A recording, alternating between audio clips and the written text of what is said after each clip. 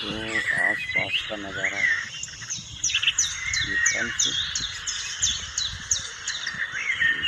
बहुत से लोग इधर आराम से अपना हल्का-फुल्का ड्रिंक करने बैठे हैं।